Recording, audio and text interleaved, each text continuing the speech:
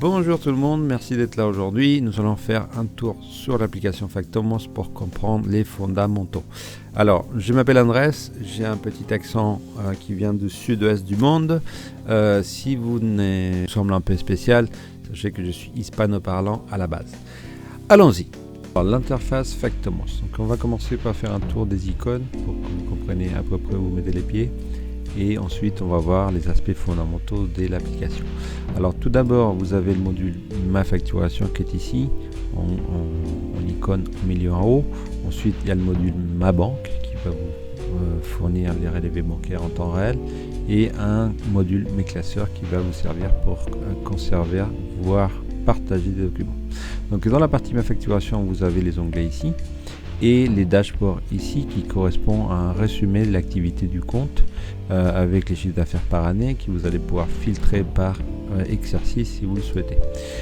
Dans l'onglet Mes devis, je clique dessus, on retrouve donc une liste des documents, donc chaque ligne étant un document, qui est très similaire à une liste des emails avec les premiers de la liste étant les derniers arrivés et où les numéros des factures et des devis s'émettent automatiquement à partir de ce que vous auriez fixé au départ. Sur la droite, vous allez retrouver les actions. Donc tout d'abord la partie création qui est toujours au même endroit sur tous les onglets. Vous cliquez dessus et ça génère un document. Et ensuite ici les actions qui sont corrélées. Donc par défaut on peut voir un document, on peut les modifier, on peut l'envoyer. Et sinon ici on va pouvoir vérifier les statuts ou les modifier. Donc dans les cas de devis, ce sont accepter ou refuser un devis. Autrement, on va pouvoir voir qu'un devis est accepté et facturé, ou bien il est accepté non facturé, ou bien il est accepté avec une facture d'acompte.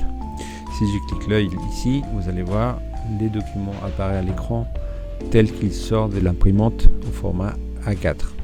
Je peux aussi attacher par défaut pièce jointe, donc je peux mettre des CGV ou je peux même mettre de la publicité si je le souhaite. Ensuite, hop, je zoome, les documents est en français, mais aussi on peut le mettre en anglais ou en espagnol, parce que par défaut c'est multilingue. Mais attention, ça ne traduit pas vos prestations à vous. Ensuite, on peut activer l'acceptation en ligne du document, on peut changer, parce qu'on peut avoir plusieurs modèles, et on a un menu corrélé au document par partie. Un menu pour les devis, un menu pour les factures. Ensuite, bouton PDF, je clique dessus et j'ai immédiatement un PDF qui est généré. Si je reviens ici, je ferme, donc je vais pouvoir aussi modifier. Donc je clique les crayons qui sont dans la liste ici. Là, je suis en mode modification. Je vais annuler hop, et je vais cliquer sur l'enveloppe. Là, je passe en mode envoi où là, vous allez pouvoir voir que je peux envoyer par email ou voir par courrier, c'est-à-dire par version papier en passant par les API de la Poste. Si j'accepte un devis, je vais pouvoir générer une facture, que ce soit du total ou d'un acompte. C'est selon votre activité, c'est vous qui voyez.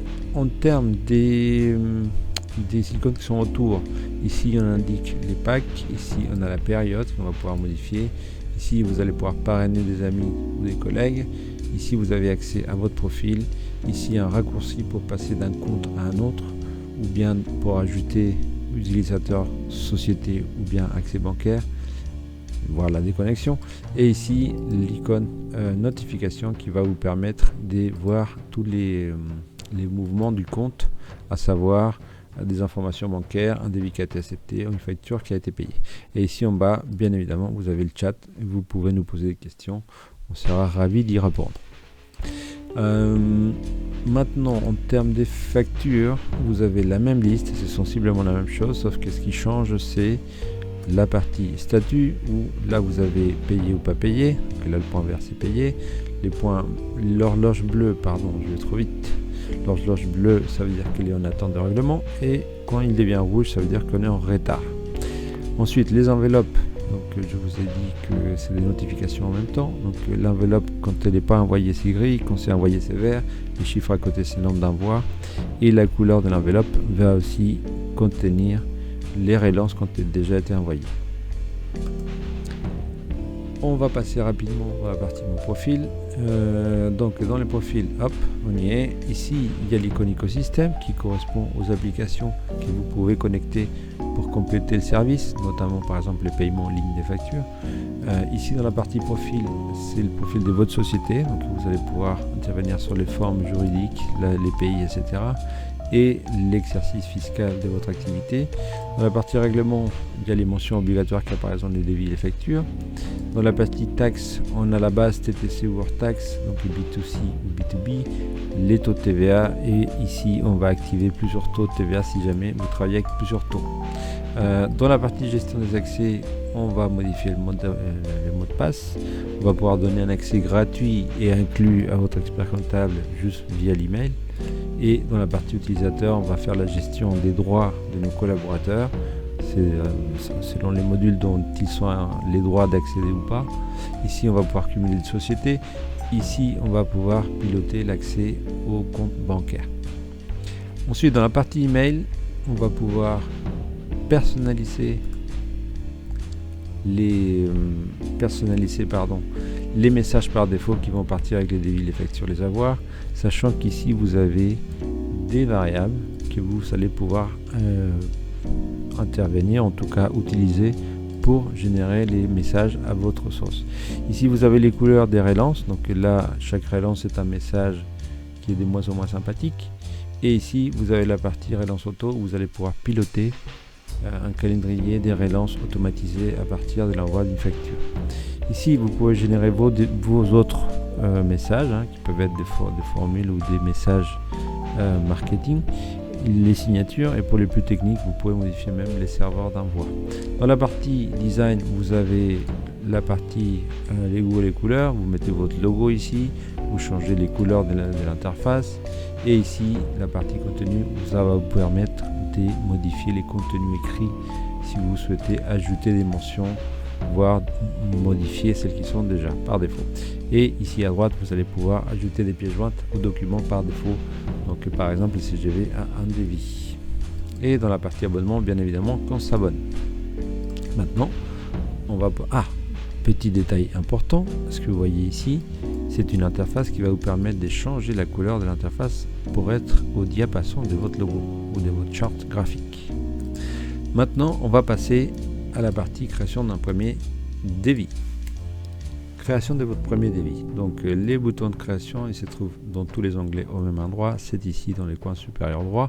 J'y clique une fois et je me retrouve à travailler directement sur le document papier, si vous voulez, que le client aura dans les mains. Donc là c'est assez intuitif, il y a deux choses à faire: choisir les clients à qui je m'adresse et choisir les prestations que je souhaite lui proposer. Donc si je clique choisissez contact, ici j'ai la liste de tous mes clients, mais si c'est un nouveau client ou un nouveau prospect, c'est pas grave, j'ai un bouton ajouter, je clique dessus, là j'ai une fiche à remplir, je vais pouvoir passer même par la base de données de l'État pour remplir la fiche automatiquement, et là j'ai le nom de la société, les sirets et l'adresse qui apparaissent automatiquement. Il suffira que je valide ici en bas et j'ai tout qui est renseigné par défaut. Ensuite je vais choisir les prestations que je souhaite y vendre. Là j'ai mon catalogue des services et des produits, mais pareil je vais pouvoir cumuler autant que je souhaite via le bouton ajouter, et s'il n'est pas dans la liste, notamment quand vous commencez, ici il y a un raccourci pour créer une prestation. Donc là vous avez par défaut service ou produit, vous pouvez choisir ce que vous voulez, et ensuite vous allez mettre un nom générique. Vous dites par exemple avec une description par défaut, une unité qui peut être l'heure ou les jours ou ce que vous voulez, mais attention, l'unité n'est pas la quantité, et ensuite un prix unitaire pour ensuite valider, et hop, on a la ligne qui apparaît avec les noms, donc les prix unitaires par défaut qu'on a renseigné, et une quantité par défaut qu'on va pouvoir modifier, et vous allez voir les totaux c'est modifié en temps réel. Je sauve ici, clic, et je me retrouve dans les documents tel qu'il sortira de l'imprimante au format A4 avec une pièce jointe que j'avais associée par défaut et les fonctionnalités qu'on a vues tout à l'heure. Donc ici on a, je zoom, les devis en français, je peux le mettre en anglais ou en espagnol. L'acceptation en ligne, je l'active et je vous montre juste après. Ensuite les modèles, je vais pouvoir mettre les modèles que je souhaite. Si je mets un modèle orange avec un autre logo, etc., ça va modifier mon document. Ensuite, les actions corrélées, notamment générer un PDF tout de suite, le bouton qui est là, ou bien générer un mode de livraison si je vends des produits. Je pourrai bien sûr dupliquer, effacer ou marquer les devis étant acceptés. Si jamais je l'envoie, je clique l'enveloppe, je vais l'envoyer à mon client. Normalement, l'email est renseigné. J'ai peut-être oublié ces petits détails. Et ensuite, vous avez le message avec un lien.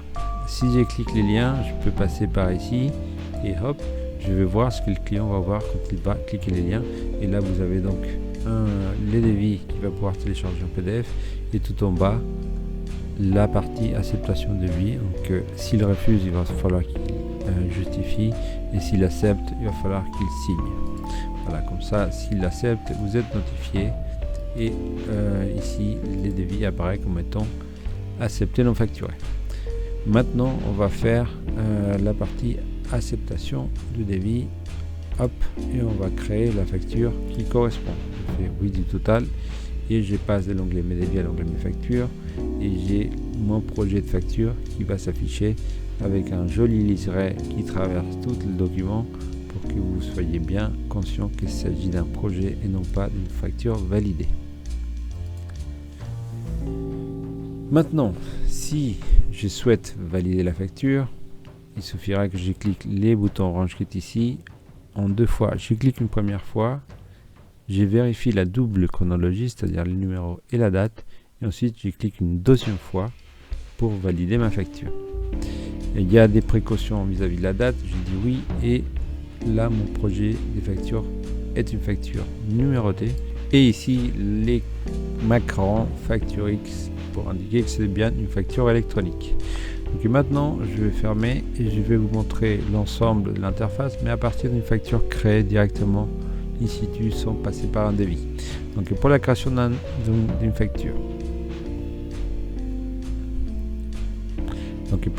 facture, on va passer par les boutons créer facture qui est dans les coins supérieurs droits et on va se retrouver devant les modèles de facture que le client final aura dans les mains. Donc la première chose à faire, c'est choisir les clients parmi la liste. On va aller chercher celui-ci. Il y a l'adresse qui s'est renseignée automatiquement, la date aussi, les lieux et la personne. Vous pouvez compléter avec l'objet de la facture et éventuellement un bon de commande. Ensuite, on va choisir une prestation. Hop. Donc là, on l'a clé tout à l'heure avec les devis. Je vais pouvoir la modifier en temps réel, ce qui va modifier les montants. Et je vais pouvoir cumuler avec autant d'autres que je souhaite sans aucun problème. Voilà. Ces prestations, je peux les déplacer aussi et je peux les retirer. Et ici, vous remarquez, il y a une colonne remise. Donc je peux appliquer une remise par ligne, que ce soit en euros ou bien en pourcentage, ce qui va faire que, pareil, voilà, je vais avoir la possibilité de mettre une remise. Si jamais elle n'est pas utilisée, cette colonne, elle va disparaître. Ici, en bas, ça change par rapport au devis. On a en rouge les mentions de règlement, donc on s'attend à un montant total à 30 jours. Vous pouvez demander un acompte de la moitié, par exemple, ou bien a été payé, et vous pouvez jouer avec les notions de paiement. Une fois que vous êtes prêt, vous pouvez cliquer ici les boutons pour sauver et ça va enregistrer les projets de facture avec les jolis liserés qu'on connaît, qui va nous permettre de pouvoir modifier avant de valider via les boutons validation. Alors les notions de modification, ici on va pouvoir changer la langue, ici on va pouvoir appliquer un autre modèle de facture, et ici on a les modèles, on a les menus qui sont corrélés au document, notamment la création d'un PDF immédiatement. Une fois que je suis prêt, je clique valider facture. J'ai donc la vérification à faire de la double chronologie, du numéro et de la date, et je vais cliquer le bouton valider pour que mon projet il devienne une vraie facture. Donc là encore une fois, la facture est validée et les macrons facturiques apparaissent qui consistent donc à l'information qui nous dit que c'est une facture électronique. Ici, je vais pouvoir activer les règlements en ligne. Ça veut dire quoi? Ça veut dire tout simplement que quand je vais envoyer ma facture par email, les clients vont cliquer cet lien et il va retrouver le document avec un bouton PDF et l'information pour la payer directement via carte bleue dans ce cas-là. Alors comment on fait cela? on va rapidement ici dans les profils, on va dans la partie écosystème et on va choisir les services ou les services, parce qu'il peut y avoir plusieurs, pour pouvoir proposer à nos clients la possibilité de payer directement les factures en ligne. Évidemment que chacun de ces services va ouvrir un compte chez eux qui va être à votre nom, et vous allez devoir vous acquitter d'une petite commission par opération. Notre facture étant prête, on va pouvoir l'envoyer, et la chose intéressante, on va l'envoyer par mail, par la poste, et on va pouvoir aussi faire un dépôt Chorus Pro si vous travaillez avec les pouvoirs publics. Donc maintenant, si je souhaite envoyer ma facture, je vais cliquer le bouton envoyer, je vais avoir mon message par défaut et je vais pouvoir l'envoyer via les boutons qui est ici. Une fois que la facture est partie, ça déclenche les systèmes des relances automatiques qui vont faire qu'au bout de la période qui avait été programmée, on va pouvoir envoyer les messages des relances pour les clients. Dans les cas où la facture évidemment est renseignée comme étant payée, ces messages s'arrêtent. Si jamais vous recevez un règlement par chèque ou par espèce, il suffira de cliquer les statuts, hop, pour arriver dans l'onglet Euro, vous voyez ici, pour dire j'ai reçu un chèque, les numéros des chèques c'est celui-ci, et les montants et le total, ou bien c'est la moitié. Voilà, avec un reliquat, vous sauvez et vous avez donc la ligne qui apparaît avec la date, les libellés, les modes de règlement et les montants, avec les restants dus si jamais il y a un restant dû. Voilà. Une fois que j'ai envoyé ma facture, l'enveloppe devient verte et les petits coches verts veut dire que les liens ont été cliqués. Donc, comme ça vous avez l'information. En termes des statuts, on a la faculté aussi de pouvoir faire une facture d'avoir. Si jamais une facture est à annuler, vous pouvez passer par là et créer un avoir. Vous pouvez aussi ajouter un bon de commande a posteriori si jamais c'est une information qui est exigée par votre client. Et hop, et donc on va pouvoir annuler une facture par un avoir. Là vous voyez la couleur. On va pouvoir déclarer une facture impayée si jamais c'est le cas. On a une facture en attente, on a une facture en retard, on a une facture payée partiellement.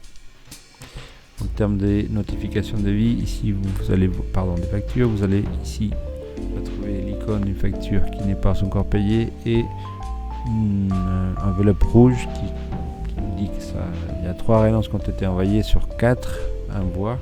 Donc vous voyez d'un coup d'œil que c'est un problème, c'est un mauvais payeur, il y a quelque chose à régler là-dessus. Maintenant, on va voir comment on peut aussi renseigner une facture comme étant payée à partir de la banque. Alors, pour renseigner une facture, quand vous allez dans la banque, vous avez ici un relevé qui est en temps réel, qui va cumuler toutes les opérations bancaires en cascade. Ici, vous avez pareil les structures des actions à droite, donc vous pouvez voir modifier les libellés d'une transaction. Vous pouvez mettre ce que vous voulez. Et là, vous avez une icône avec un maillon de chaîne qui va vous permettre de lier ces montants à une facture. Donc il suffira ensuite d'aller chercher les factures du client, mais les factures qui ont une date, et d'un clic, vous allez pouvoir faire l'affectation du montant, hop, dès la ligne. Et ça va aller renseigner la facture comme étant payée. Voilà, de la même façon, les décaissements, vous allez pouvoir les lier aux factures d'achat, et ça c'est ce qu'on va voir juste après, de façon automatique si vous décidez de l'activer. On revient sur la partie facturation, ma facturation, et cette fois-ci on va dans l'onglet mes dépenses, donc il correspond aux factures d'achat. Ben là, on retrouve la même icône, l'icône qui vient de la banque, qui nous signale que cette ligne est liée au mouvement des décaissements bancaires. Si je clique l'œil ici, je vais voir que l'opération a la pièce qui va avec, les informations du fournisseur, la taxe, la TVA et les montants TTC, Et ici, je retrouve les crayons pour les modifier. Donc si je clique, je peux modifier les données. Je peux même zoomer sur la pièce pour voir si tout va bien. Et ici, je vais pouvoir aussi noter les règlements. Alors, comme on a créé une ligne à partir de la banque, c'est-à-dire une ligne automatique qui se déclenche quand il y a un décaissement, ici on retrouve la liaison bancaire qu'on a vu tout à l'heure. Si je clique sur ce lien, je vais passer automatiquement dans la partie banque et j'aurai la ligne qui va s'afficher directement. Alors, comment on active la création automatique des dépenses? Cela se passe dans la partie banque, donc je vais dans mon profil, je vais dans la gestion des accès et dans la partie mes banques, et là je vais activer cette partie ou la désactiver pour que les dépenses se créent automatiquement à partir des décaissements bancaires. Voilà, nous avons fait le grand tour d'Effectivement, j'espère que ça vous a plu. N'hésitez pas à faire un test, vous avez 15 jours gratuits en cliquant les liens ci-dessus et nous sommes à votre écoute si vous avez des questions. Merci.